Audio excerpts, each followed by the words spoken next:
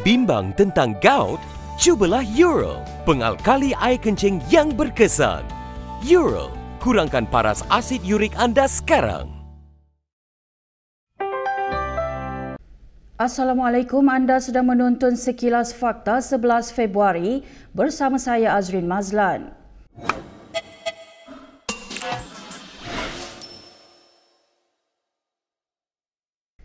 Bekas Perdana Menteri Muhyiddin Yassin menyelar beberapa pemimpin UMNO yang cuba menggambarkan dirinya sebagai pengkhianat kepada orang Melayu. Sedangkan kata Muhyiddin, pengkhianat sebenar adalah di kalangan mereka sendiri, iaitu bekas Presiden UMNO dan Perdana Menteri ke-6 Najib Razak. Dalam satu kenyataannya, Muhyiddin berkata ada pemimpin UMNO yang cuba menggambarkannya sebagai pengkhianat kerana menubuhkan Bersatu dan bekerjasama dengan PH bagi menjatuhkan UMNO. Katanya UMNO cuba menutup hakikat sebenar bahawa Najib telah membiarkan skandal 1MDB menjadi terlalu besar sehingga majoriti rakyat membenci parti itu. Kata Muhyiddin, dahulu dia dipecat Najib daripada Kabinet dan UMNO hanya kerana dia menyarankan skandal 1MDB disiasat secara telus bagi mengelak tanggapan buruk. Kini, kata Presiden Bersatu itu, perjuangannya terbukti benar apabila mahkamah telah menjatuhkan hukuman bersalah ke atas Najib atas pelbagai kesalahan. Dalam pada itu, Muhyiddin turut menemplak kumpulan kluster Mahkamah UMNO yang didakwanya memainkan peranan untuk mendesak PRN Johor.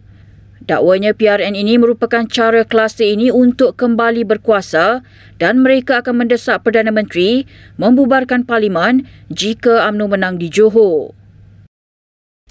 Terdahulu, prosiding kes saman sivil $8 bilion 1MDB terhadap Najib dan beberapa yang lain ditangguhkan sehingga kes jenayah berkaitan bekas Perdana Menteri itu selesai.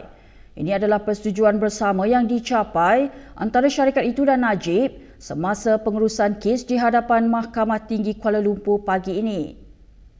Peguam Najib Muhammad Syafiq Abdullah mengesahkan bahawa kedua-dua pihak bersetuju agar tindakan sivil tidak dibicarakan sehingga perbicaraan rasuah Najib melibatkan dana RM2.2 bilion milik 1MDB selesai. Peguam 1MDB DP Naban juga mengesahkan bahawa keputusan hari ini adalah persetujuan bersama. Perbicaraan kes jenayah 1MDB yang berasingan terhadap Najib ditetapkan pada 14 Mac depan. Secara kebetulan berhubung tindakan sivil yang sama, Mahkamah Tinggi 3 hari lalu mengeluarkan perintah injaksi mariva terhadap Najib berhubung aset $681 juta. Antara kesan injaksi mariva ialah bekas Menteri Kewangan itu hanya dibenarkan mengeluarkan sehingga RM100,000 sebulan daripada akaun banknya untuk menampung perbelanjaannya. Untuk rekod saman ini adalah salah satu daripada 22 tindakan sivil yang dibuat oleh 1MDB dan bekas anak syarikatnya SRC International tahun lalu dan menyasarkan mereka yang terlibat dalam skandal kewangan syarikat itu. Berita seterusnya. Anggota Parlimen Kuala Nerus Muhammad Khairuddin Aman Razali digugurkan daripada jawatan Setiausaha Majlis Syura PAS. Presiden PAS Abdul Hadi Awang berkata jawatan itu terbatal kerana Jawatan Kuasa Pusat PAS membatalkan pelantikannya sebagai anggota majlis itu. Bercakap kepada pemberita di Marang hari ini, Abdul Hadi berkata keputusan itu berkuat kuasa semalam susulan keputusan mesyuarat Jawatan Kuasa Pusat sehari sebelumnya atas alasan masalah disiplin. Justru, kata Hadi, Khairuddin kini hanya seorang anggota biasa PAS. Bulan lepas Khairuddin dipecat sebagai anggota Jawatan Kuasa Pusat PAS tidak sampai 2 bulan selepas dilantik. Beliau dilihat sebagai antara pimpinan PAS yang lebih cenderung terhadap kerjasama politik dengan UMNO berbanding Bersatu. Sementara itu, dalam hantaran terbaru sebelum Hadi mengumumkan penggugurannya, Khairuddin menyatakan bahawa dia tidak akan berdiam diri. Kata Khairuddin, jika sebelum ini dia mengambil pendirian untuk tidak membalas apa-apa kenyataan, namun ia tidak akan berlaku kali ini. Dalam pada itu, Hadi yang merupakan duta khas Perdana Menteri ke Timur Tengah mengecam daya anti-Taliban yang dimainkan media anti-Islam. Beliau juga menyifatkan apa yang berlaku di Afghanistan sebagai ujian kepada umat Islam sehingga mendedahkan keimanan masing-masing. Baru-baru ini di Qatar, Abdul Hadi bertemu wakil kerajaan Taliban di Afghanistan serta menyatakan sokongan dan komitmen Malaysia untuk memberikan bantuan ke negara itu. Bagaimanapun, Timbalan Presiden Amanah Salahuddin Ayub berkata, tindakan Abdul Hadi itu sebagai terburu-buru dan dilihat mendahului Kabinet atau Perdana Menteri. Pegawai dari Pejabat Hadi, Syahir Sulaiman, kemudian menjelaskan pertemuan itu disusun oleh Kementerian Luar Qatar dan bukan bermaksud satu pengiktirafan kepada kerajaan tersebut.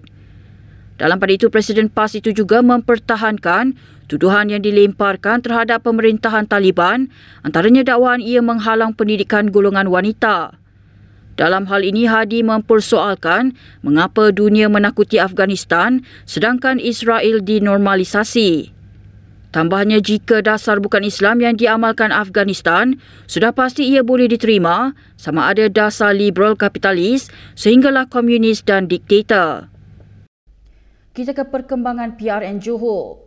Dengan berbaki sebulan sebelum hari mengundi, kancah politik Johor terus hangat dari isu rundingan kerusi PH dan Muda sehinggalah persaingan BN dan PN. Pejuang bagaimanapun tidak terlalu diperhatikan walaupun parti itu turut memasang cita-cita besar. Parti yang baru berusia 7 bulan itu merancang untuk bertanding di 42 kerusi, jumlah sama yang disasarkan UMNO yang merupakan kuasa dominan di Johor. Kira-kira 300 ahli pejuang dari seluruh negara turun ke Skudai malam tadi bagi melancarkan jentera pilihan raya parti itu. Walaupun mengakui ianya mustahil, Ketua Pejuang Johor Syarudin Mat Saleh mengingatkan anggotanya bahawa mereka pernah mengalahkan UMNO pada PRU ke-14 semasa berada dalam bersatu. Ingatkah kita pada PRU yang ke-14 yang lalu, kita telah membuktikan bahawa cita-cita yang dianggap mustahil itu berjaya juga akhirnya dicapai dengan UMNO tewas di negeri Johor ini. Dalam pada itu, Presidennya Mukris Mahathir malam tadi menegaskan parti itu lebih selesa bergerak solo dalam PRN Johor. Saya tak yakin dengan tema besar itu. Ya, kerana ini datang daripada pihak yang sudah pun menandatangani satu kesepahaman dengan kerajaan yang ada. Kita tidak boleh langsung dilihat bersekongkol dengan kerajaan yang ada sekarang ini. Saya pernah menyatakan sebelum ini, di mana ada kleptokrat, di situ kami tiada. Selain meletakkan pejuang sebagai parti pembangkang sebenar, pemimpin mereka juga berusaha menarik perhatian penyokong dengan mengimbas semula legasi yang ditinggalkan bekas Perdana Menteri Dr. Mahathir Mohamad yang menurut mereka semakin hilang akibat kleptokrat yang merosakkan negara. Beberapa pemimpin pemuda PKR tidak berpuas hati dengan Parti Muda ketika kedua-dua parti itu mengadakan rundingan pembahagian kerusi bagi PRN Johor. Ketua Penerangan AMK Sabah, Razif Rakimin, menyifatkan Muda sebagai biadab kerana membawa politik kotor dan menggesa PKR memutuskan kerjasama dengan parti itu. Dalam satu kenyataan malam tadi, Razif berkata sebelum ini Presiden Muda Syed Saddiq Syed Abdul Rahman memuat naik hantaran di media sosial dengan mendakwa bekas adun Ulu Tiram dari PKR S. Gopalakrishnan sebagai tidak amanah. Bagaimanapun katanya, Syed Saddiq kemudian memadam hantaran itu dan membuat permohonan maaf.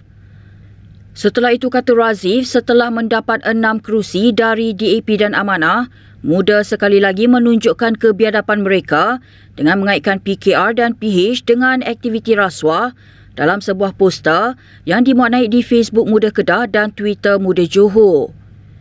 Razif juga menyatakan rasa kesal terhadap Amanah kerana melepaskan kerusi Puteri Wangsa kepada Muda. Sementara itu, dalam satu kenyataan berasingan, Ketua Wanita Muda AMK Terengganu Yuslaini Azmi menyifatkan Muda sebagai gunting dalam lipatan. Katanya tindakan Muda yang sering kali menimbulkan provokasi terhadap PKR menimbulkan tanda tanya adakah mereka ikhlas dalam membawa idea penyatuan dalam blok pembangkang. Berikut beberapa lagi ringkasan berita untuk hari ini.